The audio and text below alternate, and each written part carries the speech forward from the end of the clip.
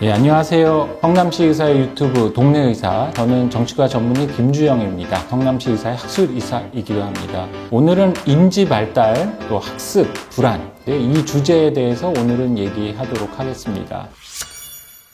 우리가 몸만 어른이고 마음은 아직 어린이라고 하죠. 우리가 몸은 성장하는데 나의 마음은 아직 어른이 되지 못하고 왜 나는 이렇게 아직 어린아이에 머무는가, 그런 거를 좀 설명해 보도록 하겠습니다. 그림 보시면은 이제 요게 에덴 동산이라고 이제 성경 창세기에 나오죠. 아담과 이브도 나오는 것 같고 뱀이 유혹해서 선악과를 따먹는 것 같죠. 우리가 이렇게 다 태어났기 때문에 인간의 시련은 시작되는 것 같습니다. 원래 이제 어린아이에 대해서는 이제 사실 긍정적인 이미지가 많죠. 어린아이의 순수함. 성경에도 어린이와 같이 순수하지 않으면 천국에 들어갈 수 없다, 이런 얘기도 있지만은 뭐 사실은 처음에 이제 아담과 이브가 에덴 동산에서 살다가 선악과를 따먹고 에덴 동산에서 쫓겨나죠. 나와서 이제 가정을 이루죠. 가정을 이루었다는 것은 이제 결혼을 해서 자녀를 갖는 거죠. 그림에 보시면은 가인과 아벨이라고도 하는데, 여기서 보면은 각자 이제 하나님께 제사를 지내는데 결국 그 제사를 받아주냐 안 받아주냐 이런 거를 뭐 질투를 한 건지 뭔지 모르겠지만 결국에는 형이 동생을 이렇게 죽이게 되는 비극인데, 이런 얘기를 처음에 드리는 거는 우리가 이렇게 태어나서 점점점 발달을 하는데 처음에 이룬 최초의 가정이 형제 간의 고륙 상징이잖아요. 꼭 성경적으로 해석하지 않아도 가정을 이루고 자녀들이 화목하게 잘 산다는 게 정말 힘들구나, 어린아이에서 점점점 커서 하나의 성인이 되기까지 얼마나 힘든 과정을 겪는지를 보여주는 거고요. 가인과 아벨도 어떤 미성숙한 존재이기 때문에 또 이런 현상이 벌어진 게 아닌가 합니다. 그래서 우리가 이제 어린아이에 대해서는 언제 철들 거냐 뭐 그런 얘기 많이 하죠. 남자는 어른이 돼도 철이 안 든다, 이런 얘기를 많이 하는데, 그런 것들이 왜 일어나는지에 대해서 좀 얘기하자면은, 우리가 이제 미성숙한 존재에서 성숙한 존재로 점점 발달해 나가기에는 여러 가지 이제 과정을 갖고 있습니다. 이런 과정에 대해서 우리가 이제 에릭슨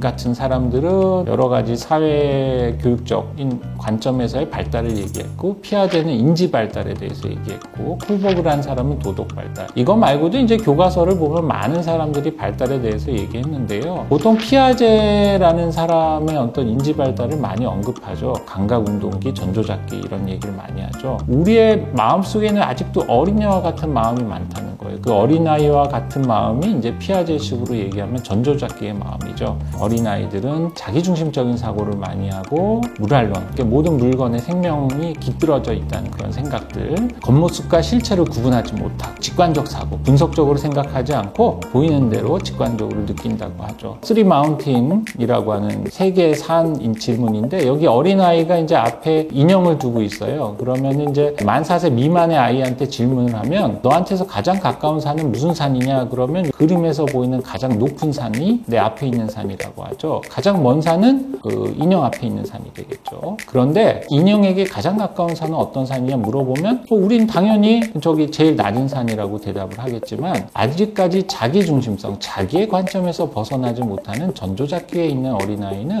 당연히 인형에게 가장 가까운 산은 자기 앞에 있는 높은 산이라고 생각해요. 무랄론도 있는데요. 물건엔 생명체가 있다. 그래서 아이들이 많이 쓰는 여기 토마스 기차도 그 얼굴이 이제 기차 앞에 있죠. 왠지 그 기차는 살아있을 것 같고, 오른쪽에 있는 건 그 종교를 얘기하는 건데, 점점점 이제 아주 원시적인 종교에서 이제 우리가 점점 종교의 발전을 할 때도 그런 애니미즘적인 사고에서 벗어나지 못한다고 볼 수도 있습니다. 이 그림도 있는데요. 이 사진은 이제 드프리스의 연구기는 해요. 고양이가 있고요. 이게 개의 가면이에요. 어린아이한테 고양이를 보여주고 그다음에 개의 가면을 딱 보여주면 보통 큰애들은 개 가면 써도 저거 고양인데? 라고 말을 하는데, 어린아이들은 만 4세 미만은 개 가면을 쓰면 그냥 개라고 생각하는 거예요. 뭐 잘생긴 사람, 또 멋진 사람 보면 우리가 외양만 보고 저 사람을 많이 판단하잖아요. 껍데기 안에 있는 그 내면, 이면을 볼 수 있는 힘이 있어야 되는데 우리가 아직도 어리기 때문에 그런 힘을 꿰뚫어 볼 수 없죠.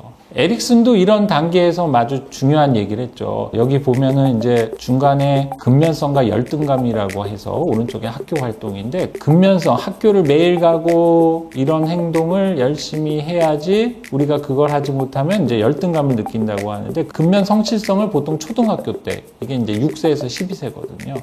그때 이룩해야 되고, 그럴 때 우리가 많은 것을 갖죠. 우리의 삶에서 모든 삶들은 사실은 이런 성실성이 있어야 되죠. 그래서 이제 이런 과정을 통해서 이제 사춘기를 지나서 지금 정체성을 잘 확립하고 여러 가지 교육적, 학습적인 목표를 잘 이루어서 우리가 이제 점점 발달하는 거죠. 또 이렇게 고등학교 이제 마치고 수능을 보기까지 도덕적으로도 우리가 벌을 안 받고, 인간의 그 도덕 발달 단계가 콜버그는 처음 1단계는 야단 안 맞으려고 지킨다. 두 번째는 칭찬을 받으려고 지킨다. 세 번째는 주변의 눈치를 봐서 지킨다. 네 번째는 그래도 합리적으로 이런 규칙이 지키죠. 우리가 신호등을 지키는 것도 빨리 가고 싶어도 빨간불에서 서 있는 건 좀 주변 사람 눈치 보이는 것도 있지만, 큰 뭐 사거리에서는 진짜 신호를 안 지켰을 땐 그 사고가 날 수 있고, 이게 또 필요성도 있는 거잖아요. 그런 게 어느 정도 우리가 다 익숙해서 이런 도덕적인 발달이 되는데요. 이런 게 차곡차곡 쌓여서 피라미드처럼 완성이 되는 거죠. 그런데 이런 과정에서 발달을 할 수 없는 여러 가지 문제들이 있죠. 걸림돌들이. 가장 흔한 거는 우리가 이제 마음의 상처, 트라우마가 있는 많은 경우예요. 가정폭력도 되고, 뭐 학교폭력도 되고, 성폭력도 되고, 뭐 이런 것도 많이 영향 주고, 또 일방향 미디어, 쌍방 소통보다는 일방향으로 많이 주입식 교육, 이런 것들도 되고요. 그 다음에 교육이나 특히 놀이나,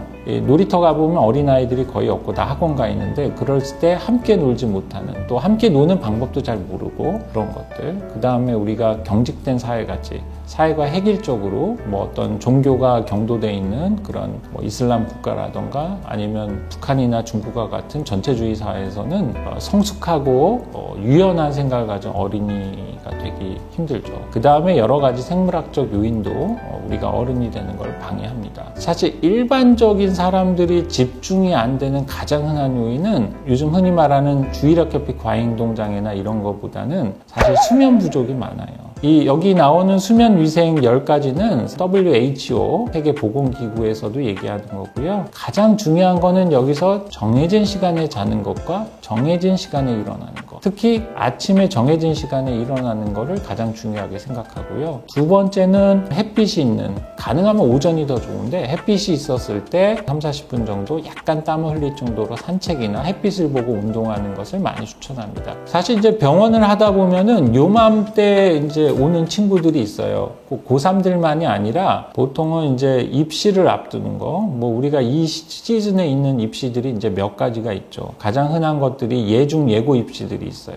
예중 예고 입시들은 주로 실기를 많이 보죠. 그 중에서도 이제 주로 악기라던가 성악 하는 분들이 많이 오고요. 그 다음에 이제 시험 불안이 많이 있어서 오는 경우도 있어요. 시험 불안이라고 하는 것은 수행 불안이라고도 하는데, 어떤 일을 할 때 갑자기 긴장이 많이 되는 거예요.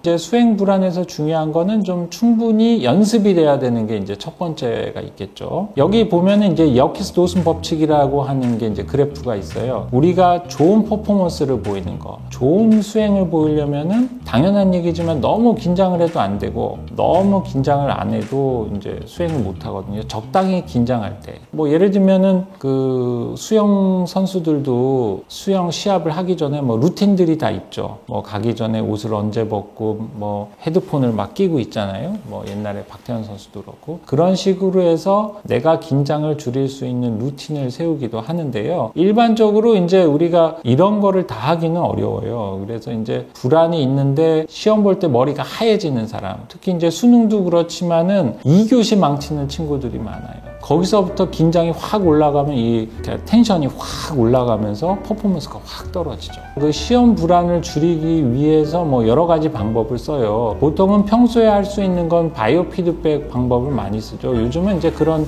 기구들도 많이 나와 있는데, 옛날에는 이렇게 맥박을 쥐고 호흡을 했죠. 이렇게 복식호흡을 하면서 이완을 하면 미묘하게 내가 숨을 들여 마셨을 때 맥박이 약간 빨리 뛰게 되는 것과 내셨을 때 맥박이 천천히 뛰게 되는 게 사실 느껴져요. 긴장을 푸는 일종의 이것도 이완요법이죠. 또 하나는 이제 이렇게 이제 힘을 주죠. 이렇게 힘을 줘서 5초 정도 쉬고 그 다음에 어깨를 내리고, 저처럼 아저씨는 이렇게 갑자기 힘주면 여기 담겨 올려요. 그래서 좀 젊은 사람들은 이렇게 한 다음에 이렇게 10초 정도 이렇게 이완하고, 그러면 또 긴장도 누그러지죠. 그 다음에 머리가 하얘지는데, 그럴 때는 이제 보통 이제 인데놀 같은 약들을 많이 써요. 심장이 빨리 뛰는 걸 막아줘요. 본태선 진전이라 그래서 손떨림에도 좀 쓰이기도 해요. 다만 이거는 전문의와 상의를 해서 해야지 너무 세게 쓰면 약간 기립성 저혈압 비슷하게 좀 처질 수가 있고요. 또 어떤 분들은 공황장애처럼 신경안정제 주기도 하는데, 그거는 이제 사람을 좀 멍해지게 만들 수 있어요.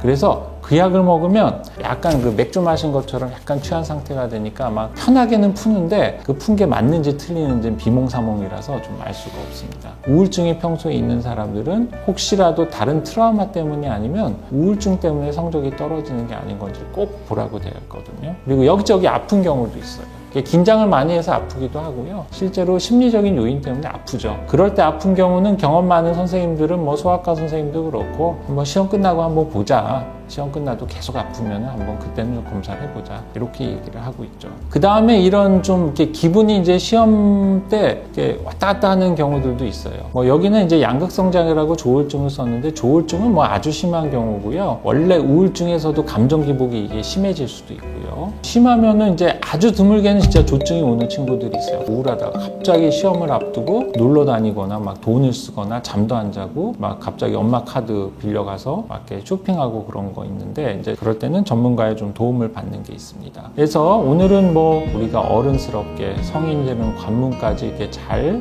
이런 과정을 거쳐서 다다른 것 같고요. 우리가 이제 어른이 되거나 이렇게 되기 위해서 많은 노력을 하고 있는데, 수능이 끝나면 우리가 나의 긴장과 불안이 어땠는지를 생각해 보면 나를 한번 더 되돌아볼 수 있는 시간이 될 것 같습니다. 성담시 의사회 유튜브 동네 의사 구독과 좋아요 부탁드립니다. 감사합니다.